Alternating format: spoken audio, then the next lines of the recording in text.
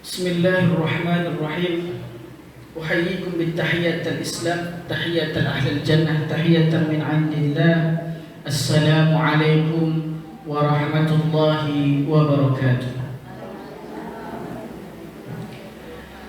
Alhamdulillahi bi ni'matihi tatimmu shalihat wa bi fadlihi tatanazzalul khairat wal barakat wa bi taufiqihi tatahaqqaqul maqasid wal ghayat. Wassalatu wassalamu ala sahibi syafa'ati wal mu'jizat wa ala alihi wa ashabihi dhawil hasanat, amma ba'du. Allahumma la ilma lana illa ma 'allamtana innaka antal alimul hakim. Rabbi israh li sadri wa yassir li amri wahlul 'uqdatam min lisani yafqahu qawli.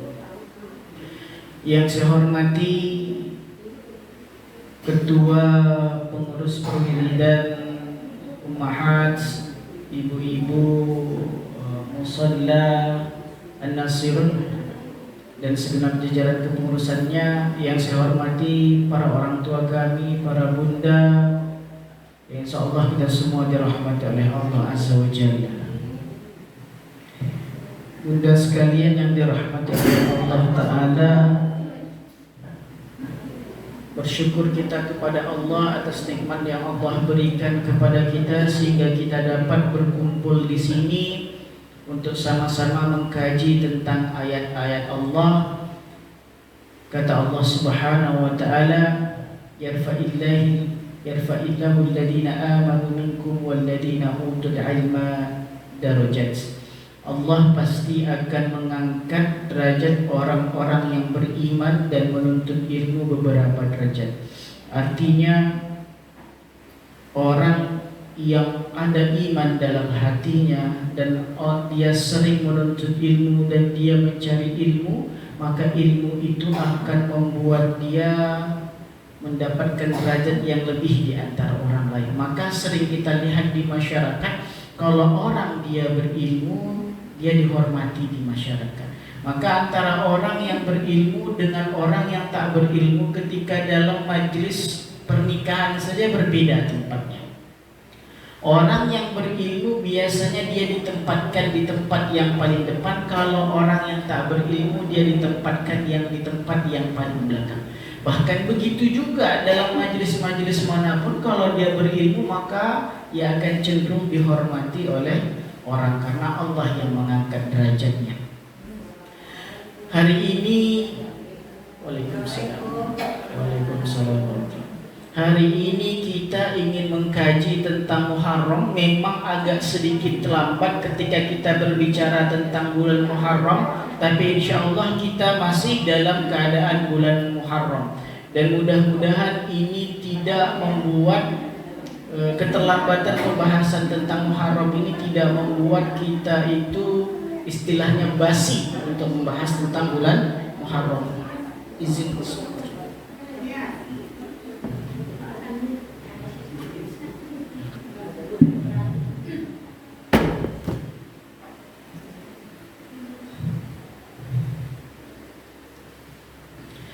Saya ingin hari ini membahas ibunda sekalian tentang kenapa Hijriyah itu, kenapa penentuan kalender Islam itu tahunnya adalah tahun Hijriyah.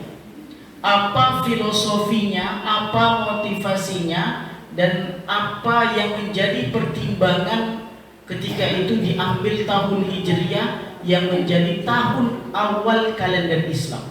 Ada yang tahu bunda? Kenapa kalender Hijriah itu, kenapa kalender Islam itu penentuan tahun pertamanya adalah tahun Hijriah? Ada yang tahu? Pernah dibahas ini tentang Muharram? Yang pertama kita ingin lihat bulan Muharram. Kata Allah Subhanahu wa taala, "Inna iddatasyuhur 'indallahi 12 syahran fi kitabillah yauma khalaqas samawati wal ard minha arba'atul hurum." Kata Allah Subhanahu wa taala, sesungguhnya jumlah bulan menurut Allah Subhanahu wa taala ialah 12 bulan. dalam ketetapan Allah pada waktu Allah menciptakan langit dan bumi, di antaranya ada 4 bulan yang haram. 4 bulan yang haram, 3 berturut-turut, 1 terpisah. Apa yang berturut-turut itu? Zulqa'dah, Zulhijjah, Muharram. Ada 3 yang berturut-turut. Lantas mana yang satu lagi? Yang satu lagi bulan haramnya disebut dengan bulan Sya'ban. Maka ada 4. Maka salah satunya adalah bulan ini, bulan Muharram. Kenapa disebut dengan hurum? Maka Imam Fakhruddin Ar-Razi mengatakan dalam tafsirnya, Tafsirul Fakhrur Razi, itu dikatakan hurum, dikatakan haram bulan ini adalah bulan suci, li'anna ta'ata fih, karena ketaatan di dalamnya, asyaddu, karena ketaatan di dalamnya Allah akan berikan lebih banyak pahala. Wa innal ma'siyata fih, dan sedangkan maksiat di dalam bulan haram ini, asyaddu iqaban. Maka beramal di bulan Muharram akan mendapat lipat ganda pahala, dan bermaksiat di bulan haram akan mendapatkan dosa yang lebih syadid dibandingkan, ataupun iqab yang lebih syadid, azab yang lebih syadid dari Allah dibandingkan bulan-bulan yang lainnya. Maka kita masuk dalam Muharram. Maka ketika bulan Muharram kita disunnahkan untuk berpuasa. Maka disebut dengan Yaumul Asyura, sudah lewat kemarin. Insyaallah kita semua puasa Asyura. Maka ibadah yang dilakukan di bulan Muharram ini adalah ibadah yang dilipat gandakan oleh Allah setiap ibadah yang kita lakukan. Maka perbanyak ibadah di bulan Muharram. Kenapa kita memperbanyak ibadah di bulan Muharram?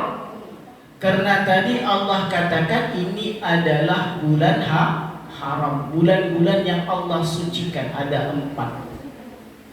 Zulhijjah orang berhaji, Zulqa'dah itu adalah waktu setelah kita puasa Ramadan, kemudian kita melakukan puasa Syawal, 6 di bulan Syawal, kemudian masuk Zulqa'dah, masuk Zulhijjah, baru masuk Muharram. Tapi Muharram adalah awal kalender Qamariyah. Maka kalender awal Qamariyah diawali dengan bulan haram. Awal tahunnya bulan suci, akhir tahunnya juga adalah bulan suci. Maka awal tahun dan akhir tahun di bulan Islam adalah bulan-bulan pendekatan diri kepada Allah Azza wa Jalla. Lantas kenapa Hijriyah itu diperingati di bulan Muharram? Kenapa sering kita mengkaji tentang hijrahnya Nabi di bulan Muharram? Apakah Nabi itu hijrah di bulan Muharram? Ada yang tahu, Bunda? Nabi Muhammad SAW tidak hijrah di bulan Muharram, tapi Nabi hijrah 1 bulan setelah bulan Muharram, yakni bulan Safar. Ini mohon maaf Bunda, kita agak sedikit serius karena mengkaji. Kita ingin mengkaji ya. Saya ingin membuka kenapa kita mengambil kalender Islam itu awalnya Hijriyah. Kenapa? Maka dahulu kala ketika pada masa Khalifah Umar bin Khattab radhiyallahu anhu, ketika itu ada gubernur yang bernama Abu Musa al-Ash'ari. Abu Musa al-Ash'ari adalah gubernur Kufah. Dia mendapatkan 2 surat dari Khalifah Umar bin Khattab. 1 surat berisi tentang penetapan hukum, surat yang kedua berisi tentang penghapusan hukum. Ketika itu Abu Musa al-Ash'ari bingung, ia memakai apa dalam surat ini, karena ada dua surat yang kontradiktif, yang saling berlawanan. Satu tentang penetapan hukum, satu tentang penghapusan hukum. Memakai yang mana? Karena tidak ada tanggal, tidak ada tahun. Dalam hukum, sesuatu yang baru akan menghapus hukum yang lama. Tapi nggak tahu mana penetapan, mana penghapusan, mana yang dulu. Apakah penetapan hukum kemudian dihapus atau dihapus dulu baru ditetapkan? Tidak tahu. Maka Abu Musa al-Ash'ari protes kepada Khalifah Umar bin Khattab ketika itu. Ia protes. Dia tidak tahu mau menetapkan hukum atau mau menghapus hukum karena tidak ada tanggal. Maka ini adalah persoalan yang sangat genting dan penting menurut Umar bin Khattab. Maka Umar bin Khattab radhiyallahu anhu kemudian mengambil inisiatif. Dia kumpulkan semua gubernur-gubernur yang dia pilih di daerah kekuasaan Islam ketika itu. Maka dia kumpulkan Amr bin As. Dia panggil Amr bin As. Amr bin As ketika itu adalah gubernur Mesir. Kemudian ia panggil Muawiyah bin Abi Sufyan. Muawiyah bin Abi Sufyan ketika itu adalah gubernur Syam. Kemudian dia panggil juga Abu Musa al-Ash'ari yang protes. Abu Musa al-Ash'ari adalah gubernur Kufah atau Irak sekarang. Kemudian dia panggil juga Mu'az bin Jabal. Mu'az bin Jabal adalah gubernur Yaman. Kemudian ia panggil seorang sahabat Nabi yang sering meriwayatkan hadis yang ia menjadi gubernur, yakni Abu Hurairah. Di mana menjadi gubernur Abu Hurairah? Abu Hurairah radhiyallahu anhu menjadi gubernur Bahrain ketika itu. Maka semua gubernur-gubernur Umar bin Khattab ia panggil, ia kumpulkan. Kemudian dia panggil juga sahabat-sahabat senior. Kemudian dia katakan, kita memiliki masalah yang pelik yang harus kita pecahkan hari ini, kata Umar bin Khattab. Maka Umar pun terkenal menjadi orang yang pertama memperbaiki administrasi dalam Islam. Maka Umar bin Khattab ini orang yang sangat pintar sekali. Maka dia kalau keputusan fikih itu biasanya ditanyakan kepada Umar bin Khattab. Anaknya itu adalah anak yang sangat pintar. Siap insyaallah. Siap. Ini Bunda mohon maaf kalau kita kajiannya tentang sesuatu yang agak sedikit menguras otak ya. Karena ini penting saya rasa. Nanti insya Allah kita doakan. Jadi kalau agak sedikit tegang, jadi saya mohon maaf karena agar kita tahu sejarah Islam itu seperti apa.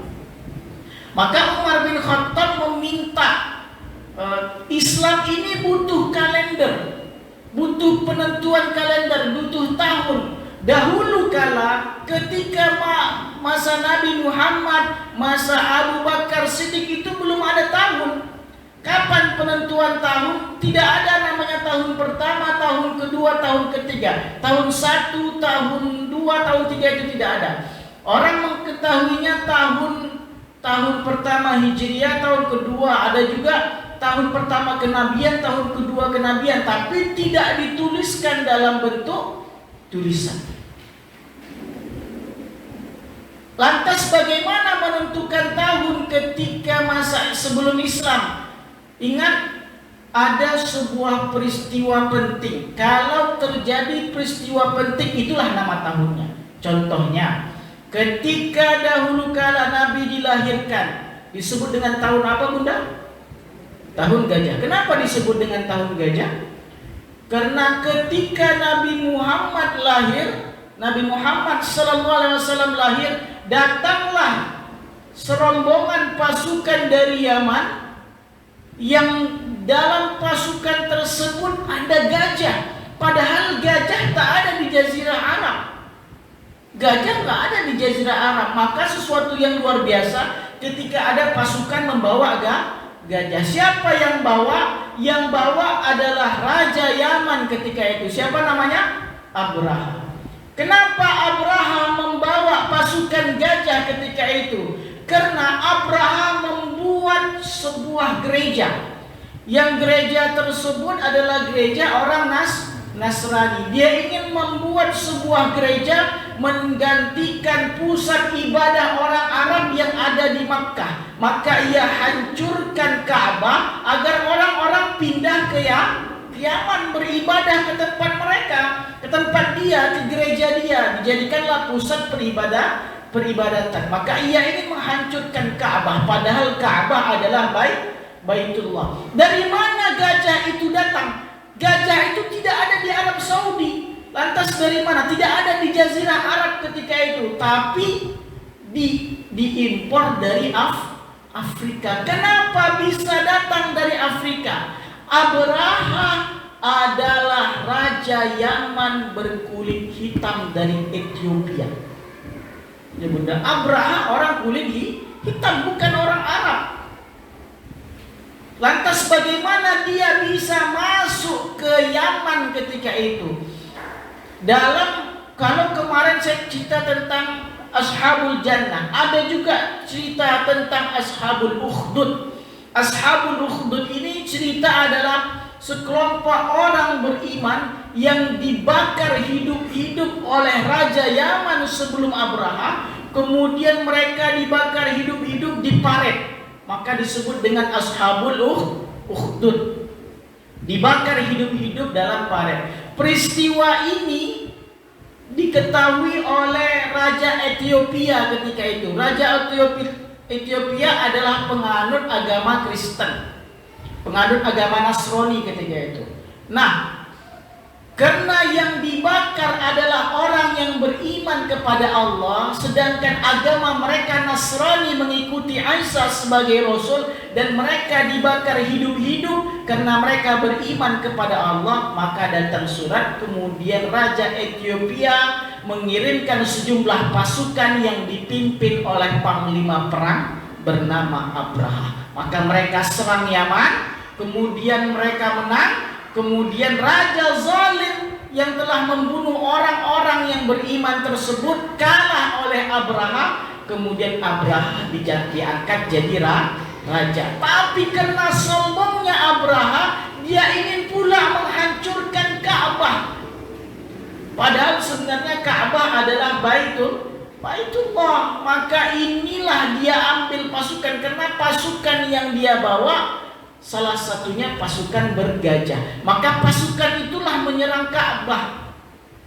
Pasukan yang menyerang Ka'bah dengan gajah ini peristiwanya besar. Karena besarnya peristiwa ini disebut dengan Amul Fil atau tahun gajah. Inilah kenapa disebut dengan tahun gajah. Maka penentuan tahun dulu kala ketika masa Nabi adalah sesuai dengan peristiwa. Ada disebut dengan Amul Husni, tahun kesedihan. Kenapa disebut dengan tahun kesedihan? Karena ketika itu dua orang yang paling dicintai oleh Nabi meninggal dunia. Maka setelah Amul Huzn ini, setelah tahun kesedihan ini, Allah mengisra mi'rajkan Nabi Muhammad. Maka tahun itu disebut berdasarkan peristiwa penting yang terjadi di tahun itu. Tapi itu tidak setiap tahun ada namanya. Karena tidak setiap tahun ada peristiwa penting. Maka membingungkan dalam surat menyurat ini tahun apa. Maka Umar bin Khattab pun berinisiatif dan menyampaikan apa yang menjadi hajatnya kepada para sahabat Nabi ketika itu dan gubernur-gubernurnya. Maka datanglah usulan, Islam butuh kalender. Orang Nasrani sudah punya kalender. Kalendernya berdasarkan matahari. Disebut dengan Masehi. Masehi itu adalah nama Al-Masih. Diambil daripada tahun kelahiran Nabi Isa. Maka ada usulan bagaimana kalender Islam itu awal tahunnya kita buat penentuannya adalah awal kelahiran Nabi. Maka para sahabat Nabi senior dan juga para gubernur ketika itu tidak setuju. Kenapa tidak setuju? Mereka khawatir kalau penentuan kalender Islam diawali dengan tahun lahirnya Nabi, maka akan seperti Nabi Isa. Kenapa Nabi Isa, Bunda? Nabi Isa dijadikan Tuhan. Maka khawatir nantinya Nabi Muhammad juga dijadikan Tuhan. Maka tidak mereka tidak disetujui. Nah, ada juga kenapa tidak disetujui di bulan tahun kalender Islam adalah tahun kelahiran Nabi? Karena ketika itu orang masih musyrik, masih banyak yang syirik, belum ada keimanan, jadi belum ada motivasi apa-apa. Maka datang usulan yang kedua, bagaimana kalau seandainya awal tahun Islam itu adalah Yaumul Bi'tsah. Yaumul Bi'tsah adalah tahun diangkatnya Nabi menjadi Rasul. Ketika Nabi umur 40 tahun. Maka ketika itu ada yang setuju, tapi banyak juga yang tidak setuju. Kemudian diusulkan bagaimana kalau seandainya tahun meninggalnya Nabi Muhammad SAW. Kalau seandainya tahun meninggalnya Nabi dijadikan tahun awal, khawatirnya orang tidak bersemangat. Awal tahun malah jadi tahun kesedihan, karena takut nanti ingat Nabi meninggal dunia. Maka ini yang dikhawatirkan. Maka diusulkan lagi bagaimana kalau seandainya Isra Mi'rajnya Nabi. Karena Isra Mi'rajnya Nabi adalah momentum yang baik sekali. Ada para sahabat Nabi ketika itu ada yang setuju dan ada yang tidak setuju. Maka datanglah sebuah usulan dari seorang yang sangat bijaksana bernama Ali bin Abi Thalib. Bagaimana kalau seandainya awal kalender Islam penentuannya adalah hijrahnya Nabi. Kenapa hijrahnya Nabi, kata Ali bin Abi Thalib? Alasannya yang pertama, karena kata-kata hijrah itu banyak dalam Al-Quran. Dan kata-kata iman itu, kata-kata hijrah itu sebelumnya disanding dengan kata-kata amanu wajahadu, iman dan jihad. Maka orang yang berhijrah adalah orang yang beriman dan dia memiliki kemampuan untuk berjihad. Ini filosofi. Yang kedua, kenapa alasannya ditentukan kalender awal Islam itu adalah tahun hijrahnya Nabi, tahun Hijriah? Karena awal otonomi umat Islam adalah setelah Nabi hijrah. Apa itu otonomi? Kemandirian. Ingat ketika Nabi Muhammad SAW berada di kota Makkah, kemudian banyak sahabat Nabi yang ketika itu diembargo. Ngerti ya Bunda, diembargo? Ditekan secara politik, ditekan secara ekonomi, ditekan secara hukum, ditekan secara sosial. Ketika itu tidak ada boleh yang berdagang dengan para pengikut Nabi Muhammad, tidak ada boleh berdagang kepada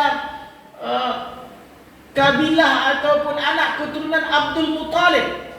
Bayangkan, Nabi dan keluarganya kena, padahal pamannya tidak beriman tapi kena. Kemudian tidak ada yang boleh menikahkan dan dinikahi oleh orang-orang Islam dan dari Banu Abdul Muthalib, tak boleh. Banyak sekali. Tidak boleh berdagang, tak boleh memberikan bantuan, tak boleh menikah. Banyak sekali tekanan. Tapi ketika Nabi Muhammad hijrah, disitulah Islam menang secara sosial, Islam menang secara ekonomi, Islam menang secara politik. Ini momentum. Yang ketiga, kata Ali bin Abi Thalib, kenapa penentuan bulan Hijriah, kenapa penentuan kalender Islam itu adalah bulan Hijriah? Karena secara hijrah itu bukan berarti bermakna hanya secara geografis berpindah tempat. Makna hijrah bukan hanya intiqalul makan. Makna hijrah bukan hanya berpindah tempat, tapi makna hijrah adalah berpindah dari keburukan menuju kebaikan. Maka ada 3 filosofi penting yang dijadikan dasar kenapa kalender Islam diawali oleh tahun hijrahnya Nabi. Karena ada 3 alasan penting yang disampaikan Ali bin Abi Thalib. Pertama, banyak dalam Al-Quran kata-kata hijrah. Yang ketiga, awal kemandirian umat Islam, otonomi umat Islam. Yang ketiga adalah hijrah, maknanya adalah kita pergi dari keburukan menuju kebaikan. Maka kata Nabi, al-muhajir man hajara ma nahallahu anhu. Orang yang hijrah itu adalah orang yang hijrah dari apa-apa yang Allah larang darinya. Ia pergi menjauh. Maka al-hijratu bil makna al-intiqal, at-tarku wal bu'du. Hijrah itu secara bahasa ada 3 makna. Pertama, berpindah. Yang kedua adalah meninggalkan. Yang ketiga adalah menjauh. Maka al-muhajir, orang yang hijrah itu adalah orang yang dia menjauh dari dosa-dosa yang Allah larang.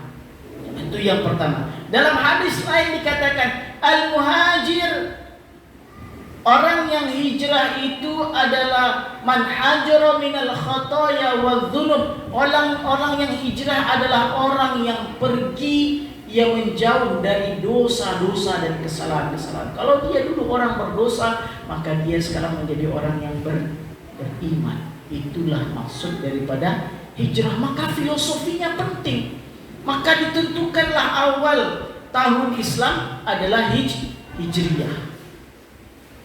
Ini maka tak setuju mereka kenapa awal tahun Islam itu kenapa tidak miladi maulidnya Nabi, kenapa tidak meninggalnya Nabi, karena ada kepentingan terhadap semangat umat Islam. Ini penting. Inilah alasannya. Lantas bagaimana perjuangan Nabi ketika hijrah ini? Saya katakan tadi bahwa Nabi hijrah di bulan Safar. Dalam buku Ar-Rahiq wal Makhtum, dalam buku Al-Rahiq wal Makhtum karya Sofiur Rahman Al-Mubarakfuri dikatakan bahwa ketika tanggal 26 Safar tahun 14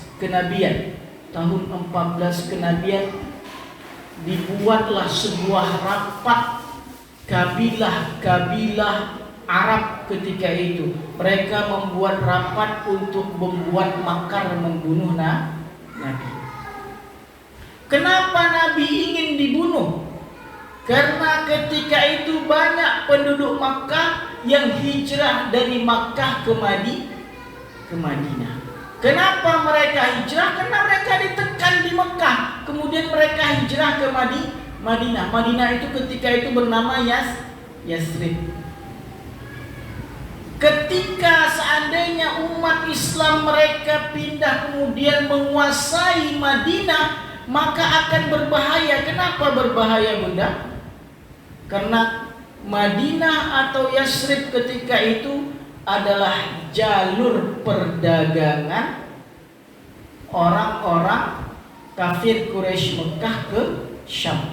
Jadi kalau kafilah yang ingin berdagang dari Mekah ke Syam itu pasti melewati Madinah. Kalau seandainya dikuasai oleh umat Islam kota Madinah, maka khawatir mereka tidak akan bisa berdagang. Kenapa? Karena omset kafir, orang kafir Mekah, pedagang kafir Mekah ketika itu adalah 4 juta dinar. 4 juta dinar. Banyak nggak 4 juta dinar ini, Bunda? Hah? Banyak. 4 juta bukan berarti 4 juta rupiah. Yuk kita hitung. 1 dinar itu 4,25 gram emas. 1 dinar itu 4,25 gram emas. 4 dikali 4 juta berarti adalah 4 kali 4 16. 4 kali 0,25 1, berarti 16 tambah 1 17 gram emas. 17 juta gram emas. 17 juta gram emas. Bayangkan 1 kilo emas itu berapa bunda? 1000 gram. Berarti ada berapa tuh? 1000 dibagi 17 juta, 1 kilo, 17 ton. Lihat, 17 ton emas. Betul ya, 17 ton emas. Banyak. Kalikan rupiah, 17 juta gram emas, kalikan sekarang 1 gram emas itu adalah 900.000 ya. 900.000, anggaplah 900.000. 1 gram emas harganya sekarang 900.000. Kalikan 17 juta. Berapa bunda? 15,4. 15,4 apa? Triliun uangnya. 15,4 triliun. Gimana nggak gusar orang-orang kafir Quraisy? Omset mereka berdagang ke Syam 1 tahun 17 juta dinar, sama dengan 15,4 triliun. Hidup satu rumah ini dengan itu. Banyak duitnya. Kalau seandainya mereka berhasil menguasai Madinah, maka hancurlah perdagangan kafir Quraisy. Maka ini motivasi ekonomi inilah sebenarnya yang membuat orang kafir Quraisy itu tak mau dapat hidayah. Karena mereka takut rugi. Maka jangan takut rugi dengan iman. Jangan takut rugi, karena Allah yang akan gantikan. Kenapa? Beribadah, berjihad, beriman itu adalah seperti berdagang dengan Allah. Apa balasannya? Surga. Lebih baik daripada dunia dan seisinya. Maka mereka khawatir, akhirnya mereka membuat makan. Seluruh kabilah Arab ketika itu yang berjumlah 12 kabilah, mereka bermusyawarah di sebuah tempat bernama Darun Nadwah. Di Darun Nadwah ini mereka berinisiatif untuk membunuh pangkal masalah ekonomi mereka. Siapa namanya? Muhammad sallallahu alaihi wasallam. Wa makaru wa makarallah wallahu khairul makirin. Mereka mau buat makar untuk membunuh Nabi, padahal Allah sebaik-baik pembuat makar. Mereka berencana untuk membunuh Nabi. Maka datang usulan ketika itu. Usulan yang pertama, bagaimana seandainya Nabi Muhammad itu kita usir saja dari Mekah ini? Datanglah seorang mengatakan, jangan kalian usir Muhammad itu.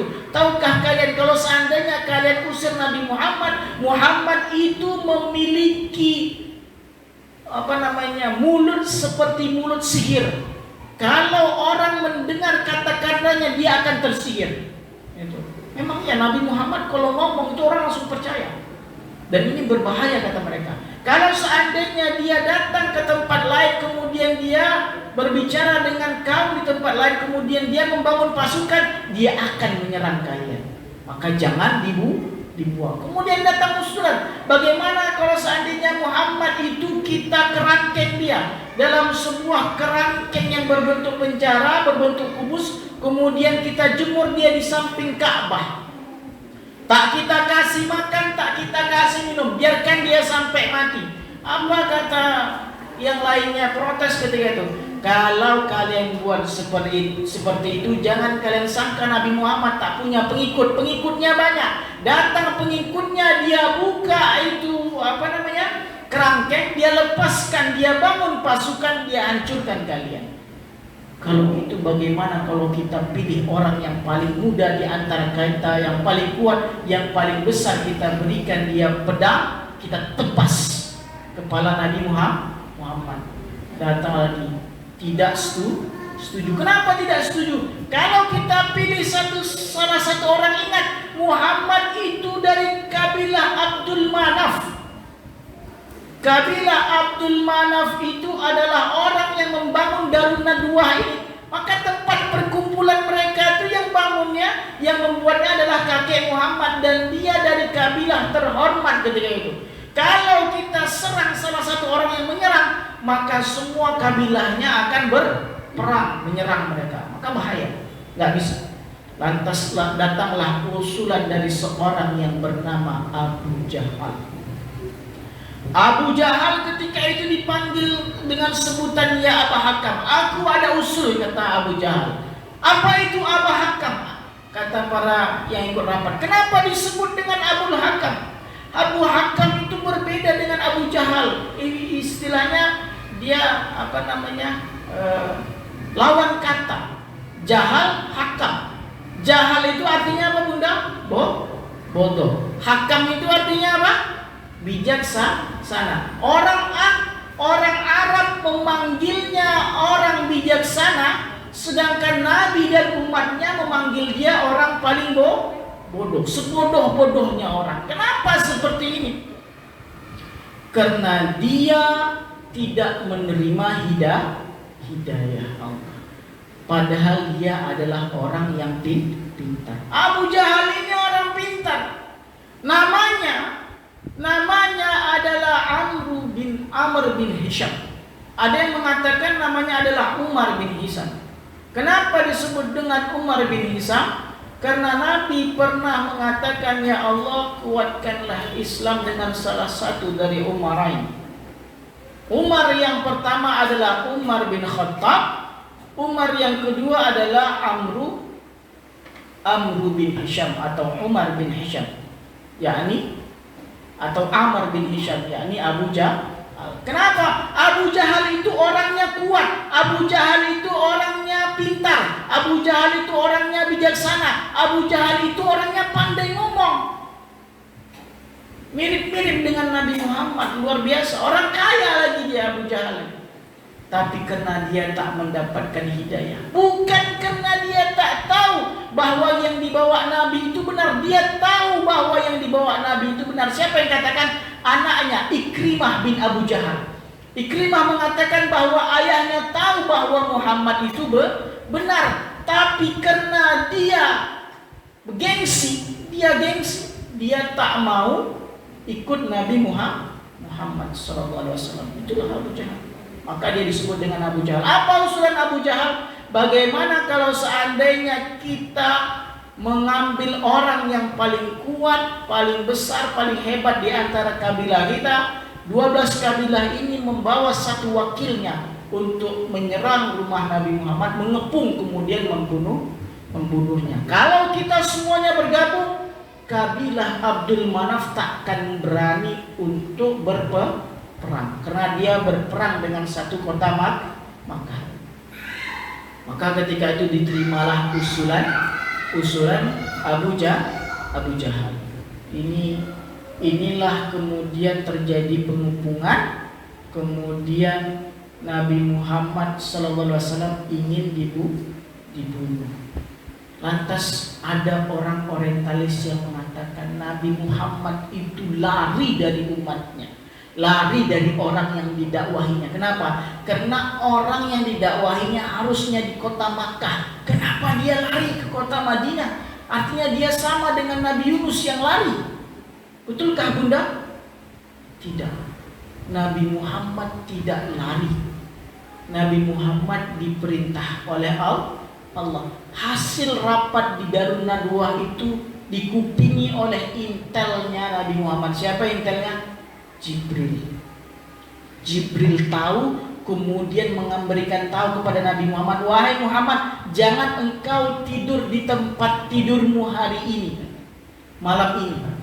Maka Nabi Muhammad pun menyuruh Ali bin Abi Thalib untuk tidur di tempat tidurnya. Allah sudah membolehkan engkau untuk hijrah. Maka Nabi Muhammad hijrah. Nabi Muhammad tidak meninggalkan umatnya, tapi Nabi Muhammad mundur selangkah untuk maju ke depan. Nabi Muhammad tidak meninggalkan umatnya. Ingat, setelah hijrah Nabi terjadilah Fathul Makkah. Fathul Makkah itu orang Makkah masuk Islam tanpa berperang. Bayangkan, tanpa berperang. perang. Sukarela masuk Islam, inilah bentuk bahwa Nabi Muhammad SAW mundur selangkah untuk maju ke depan. Maka tuduhan-tuduhan orang-orang yang tadi terhadap Nabi Muhammad terbantah. Itulah Nabi Muhammad SAW. Maka hari ini Bunda, hijrah itu adalah perjuangan. Perjuangan Nabi. Hijrah itu adalah strategi. Kenapa saya katakan strategi? Umat Islam ini kalau berpikir harus strategis. Karena Nabi hijrah itu dengan strategi. Apa strateginya? Nabi Muhammad dikepung. Dia suruh sepupunya untuk tidur di tempat tidurnya. Strateginya. Kemudian Nabi Muhammad hijrah tidak langsung pergi ke kota Madinah, tapi Nabi Muhammad pergi dulu ke sebuah tempat bernama Gunung Sur. Di Gunung Sur itu ada sebuah gua yang bernama Gua Sur. Di Gua Sur itu Nabi Muhammad pergi ketika malam hari setelah dikepung oleh semua orang, kemudian dilempar Nabi pasir ke mata orang yang mengepung Nabi Muhammad, kemudian mata mereka buta sebentar. Kemudian Nabi Muhammad lewat, kemudian pergi ke rumah Abu Bakar. Dari rumah Abu Bakar mereka pergi ke Gunung Sur, kemudian masuk ke Gua Sur.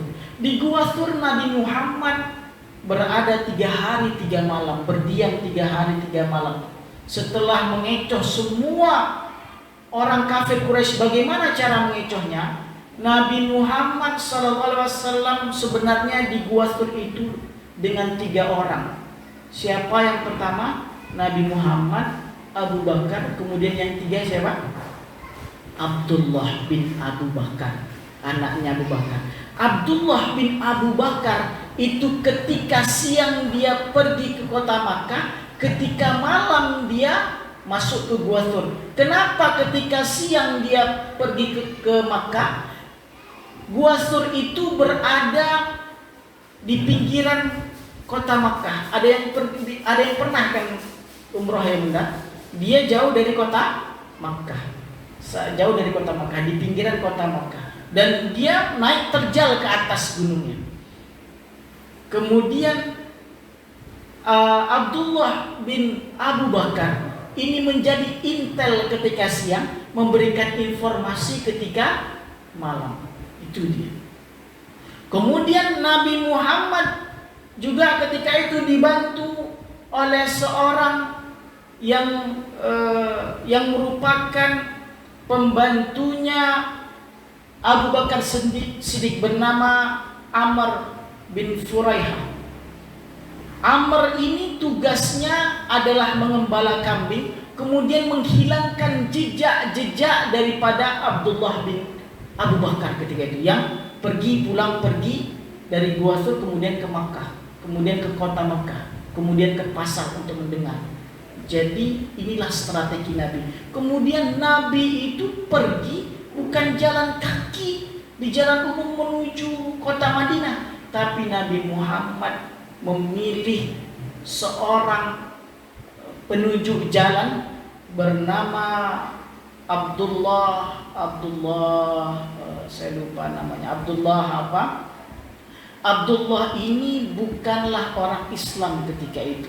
Abdullah ini adalah orang kafir. Tapi kenapa dijadikan penunjuk jalan? Karena Abdullah ini tidak akan membongkar rahasia kepergian Nabi. Tapi Abdullah ini adalah orang yang dibayar dan dia aman menurut Abu Bakar. Dia gak akan membongkar informasi. Inilah jalan strategis Nabi Muhammad. Kemudian Nabi Muhammad pergi berangkat bukan lewat jalan umum. Dia pergi dulu ke daerah Yaman, jalan menuju ke Yaman, kemudian jalan ke pesisir, kemudian baru ke Madinah. Itulah Nabi Muhammad. Mungkin ini ceritanya agak sedikit membosankan ya Bunda, tapi saya rasa cerita ini penting. Kenapa? Karena semangat hijrah itu adalah semangat perubahan. Semangat hijrah itu adalah semangat perubahan dari keburukan menuju kebaikan. Maka bila hari ini kita masih, kalau kata Nabi, al-hijratu hijrotani, al-hijratu minal khotoya wa dzunub wal hijratu ilallahi wa rasulih. Kalau dulu kita orang yang punya banyak dosa, kita tak ada yang tak berdosa, Bunda, betul nggak? Ada kita yang tak berdosa? Tak ada. Semua kita punya dosa. Kita maaf kata, pasti punya kata yang salah sama suami, betul Bunda? Betul. Apakah kita punya salah kata dengan tetangga kita? Pasti punya. Apakah kita punya salah kata, kata-kata yang menyakitkan dengan orang tua kita? Pasti banyak. Apakah kita punya salah kata, kata-kata yang menyakitkan dengan anak kita? Kemungkinan ada. Semua kita punya salah. Tapi kesalahan itu harus ditutupi dengan kebaikan. Setiap kesalahan kita tutupi dengan kebaikan. Hijrah itu adalah menutupi keburukan kita dengan kebaikan kita. Kalau dulu kita orang yang maaf kata kasar dengan suami, ketika kita hijrah, maka kita menjadi orang yang baik dengan suami. Karena surganya wanita itu di bawah tapak kaki suami. Sedangkan suami itu surganya di bawah telapak kaki ibunya. Inilah adilnya Allah. Adil gak Allah, Bunda? Adil. Sebenarnya wanita itu di tingkat teratas pintu surga. Kenapa? Karena seorang suami abdinya kepada ibunya. Ibu itu abdinya kepada suami itu abdinya kepada ibunya, sedangkan istri itu abdinya kepada suaminya. Kalau dia menjadi ibu, maka abdi anaknya kepada dia, bukan kepada suami dia, bukan kepada ayahnya. Mana abdi yang paling besar? Abdinya anak kepada orang tua sebenarnya. Maka dia yang menyenangkan. Kadang suami menjengkelkan, tapi anak soleh itu nikmat. Ada enggak? Dan tidak ada. Tapi itu yang kita buat, sejengkel-jengkelkan apa, sejengkel-jengkel apapun kita, itulah pintu surga. Maka ketika itu para wanita muslimah ketika itu protes sama Nabi, yang laki-laki itu enak kalau dia masuk surga tinggal ikut, padahal dulu orang dia banyak dosa, dia ikut perang meninggal, kemudian dia masuk surga. Kami jihadnya mana? Rasulullah kata Nabi, kami orangnya lemah. Apa kata Nabi? Jihadmu adalah di rumah. Layani suamimu, berikan yang terbaik, itu adalah jihadmu. Itulah nikmatnya. Maka hijrah. Begitu juga dengan anak. Jangan sekarang tidak peduli dengan anak. Anak pergi tak karuan, anak tak berpendidikan, anak tak sopan, anak kadang bermaksiat. Jangan dibiarkan. Hijrahlah kita menuju yang lebih baik. Karena itulah semangat hijrah. Kenapa? Kata Allah Subhanahu wa taala, innal ladzina tawaffahumul malaika zalimi ala anfusihim. Orang-orang yang diwafatkan oleh Allah. Ada dulu Bunda, ada dulu orang-orang Mekah yang sebenarnya dia masuk Islam, tapi karena mereka sembunyikan Islamnya, mereka tidak mau hijrah ke Madinah, takut nanti mereka dibunuh oleh orang-orang kafir. Tapi mereka disuruh ikut perang melawan orang-orang Islam. Ketika ikut perang, mereka meninggal di dunia ketika perang Badar. Kemudian ditanya oleh para sahabat, ini orang Islam ini bagaimana ini? Apakah kita kuburkan secara Islam? Apakah mereka masuk surga? Maka turunlah ayat, sesungguhnya orang yang diwafatkan oleh para malaikat, mereka zalim terhadap diri mereka. Kemudian Allah tanya nanti, para malaikat tanya, fima kuntum? Kulna mustada'afina fil ard. Bagaimana keadaan kalian kok kalian melawan umat Islam? Tak mau kalian hijrah, tak mau kalian berubah. Katanya, kami ini orang-orang yang lemah. Maka itulah orang yang mendapatkan azab Allah. Jangan hari ini anak kita dia sebut seperti belum dapat hidayah terus kita katakan, kemudian kita tak bisa memberikan ilmu kepadanya, atau kurang ilmu kita sehingga kita biarkan mereka tak berhijab, tak berjilbab. Jangan sampai. Jangan sampai karena kita seakan-akan tak berilmu kemudian kita tak katakan yang benar kepada anak kita. Ibu ni sok tahu, lebih tahu aku lagi, aku pesantren ibu. Tidak. Terus dia bermaksiat. Jangan biarkan.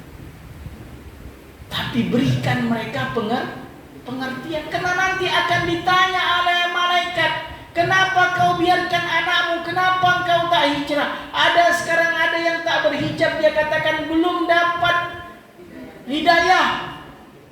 Hijab itu tak menunggu hidayah, itu perintah. Bukti seseorang itu beriman adalah dia berhijab. Itu bukti dia mengikuti perintah Allah. Maka dia tak menunggu hidayah. Kalau kau muslimah, berhijab kau. Kan gitu bunda. Karena itu adalah bentuk diri, pembuktian diri bahwa dia seorang muslimah. Jilbab itu identitas, hijab itu identitas. Maka apa yang membedakan seorang muslimah dengan orang-orang kafir? Hijabnya, karena itu perintah Allah. Maka tak menunggu hidayah. Kalau ditunggunya hidayah, tak akan dapat. Kenapa? Karena dia yang menutupi hidayah tersebut dengan alasan-alasan tadi. Maka nanti takutnya seperti Allah tutup mata mereka, Allah tutup telinga mereka. Kalau Allah sudah tutup, maka tak akan dapat hidayah. Tapi ketika orang mencoba mendekatkan dirinya kepada Allah, maka Allah akan lebih dekat lagi kepadanya. Maka hijrah itu adalah hijrah kepada Allah dan Rasulnya. Ketika kita sebelumnya orang yang jarang tahajud, kita orang yang jarang sekali menjadi jarang puasa, jarang tahajud, jarang duha. Tapi ketika melihat Nabi itu sudah berjuang untuk Islam, lantas perjuanganku untuk diri sendiri apa menuju surga? Tentu dengan mendekatkan diri kepada Allah Azza wa Jalla. Kalau kita tak mau hijrah, maka Allah akan berikan azab. Kalau kita tak mau berubah, maka Allah berikan azab. Jangan jadikan ilmu sebagai alasan kita tidak hijrah. Maka alhamdulillah bunda semuanya sudah sering untuk membuat kajian dan menuntut ilmu. Mudah-mudahan yang sedikit banyak ini sudah 50 menit. Mudah-mudahan dapat menjadi iktibar buat kita semuanya. Mohon maaf atas waktu yang berlebih. Mudah-mudahan kita semua menjadi pribadi yang selalu hijrah. Karena hijrah itu setiap hari. Mendekatkan diri kepada Allah itu setiap hari, setiap waktu.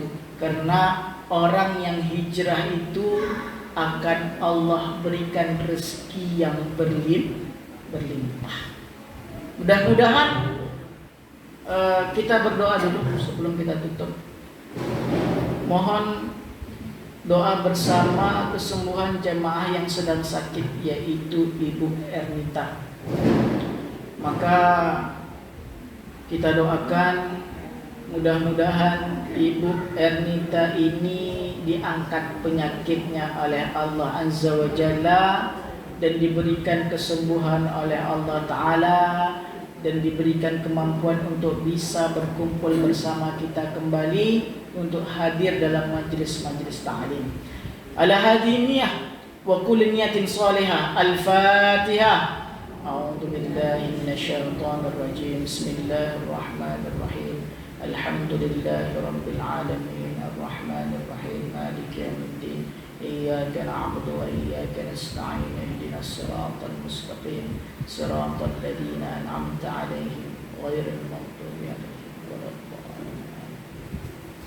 Na'udzu billahi minasyaitonir rajim. Bismillahirrahmanir rahim. Alhamdulillahi rabbil alamin. Hamdan syakirin, hamdan na'imin, hamdan yu'afi ni'amahu wa yukafi'u mazidah. Rabbana lakal hamdu kama yanbaghi li jalalika al-karim wa 'azimi sultanik. اللهم صل وسلم وبارك على سيدنا محمد في الأولين والآخرين وصل وسلم وبارك على سيدنا محمد في النبيين والمرسلين وصل وسلم وبارك على سيدنا محمد في كل وقت وحين وصل وسلم وبارك على سيدنا محمد في الملأ الأعلى إلى يوم الدين.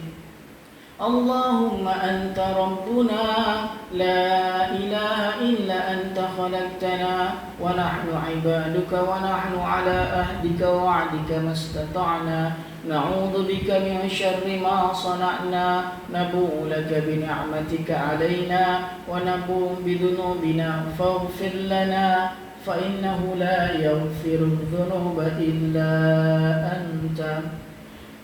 أمسينا وأمسى الملك لله والحمد لله لا شريك لك لا إله إلا هو وإليه المصير. أمسينا على فطرة الإسلام وكلمة الإخلاص وعلى دين نبينا محمد صلى الله عليه وسلم وعلى ملة أبينا إبراهيم حنيفا وما كان من المشركين. اللهم اغفر لنا ولوالدينا وارحمهما كما ربيانا صغيرا واغفر لجميع المسلمين والمسلمات والمؤمنين والمؤمنات الأحياء منهم والأموات إنك أنت السميع قريب مجيب الدعوات يا قاضي الحاجات.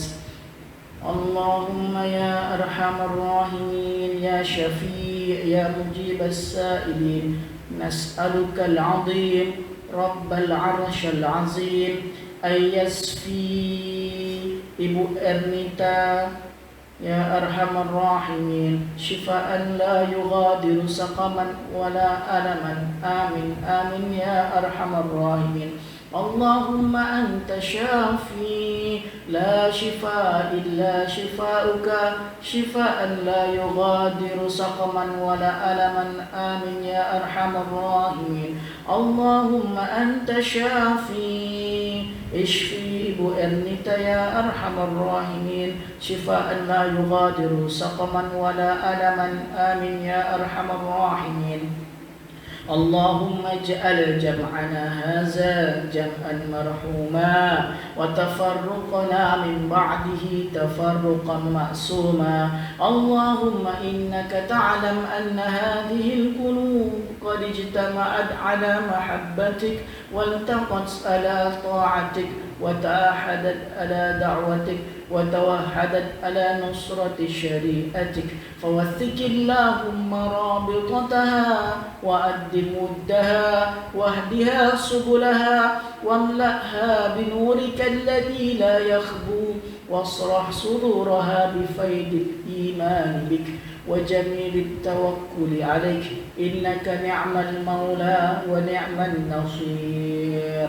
ربنا هب لنا من الصالحين ربنا هب لنا من لدنك ذرية طيبة إنك أنت السميع الدعاء يا أرحم الراحمين. ربنا هب لنا من أزواجنا وذرياتنا قرة أعين واجعلنا للمتقين إماما. اللهم أكفنا بحلالك عن حرامك وأغننا بفضلك عمن سواك. اللهم اجعلنا وأهلنا من أهل العلم وأهل الخير ومن أهل القرآن ولا تجعلنا وإياهم من أهل السوء وأهل الضير. ربنا ظلمنا أنفسنا وإن لم تغفر لنا وترحمنا لنكونن من الخاسرين. ربنا آتنا في الدنيا حسنة وفي الآخرة حسنة وقنا عذاب النار. وصلى الله على سيدنا محمد وعلى آله وأصحابه رسول الله أجمعين. سبحان ربك رب العزة عما يصفون وسلام على المرسلين والحمد لله رب العالمين. Afaminkum astaghfirukum jami'an, yang benar datangnya dari Allah Azza wa Jalla, yang salah datangnya dari diri saya sendiri. Wallahu muwaffiq ila aqwamit thoriq, wabillahi taufiq wal hidayah waridha wal inayah. Kita tutup dengan doa kafaratul majlis. Subhanakallahumma bihamdika asyhadu an la ilaha illa anta astaghfiruka wa atubu ilaik. Astaghfirukum. Assalamualaikum warahmatullahi wabarakatuh.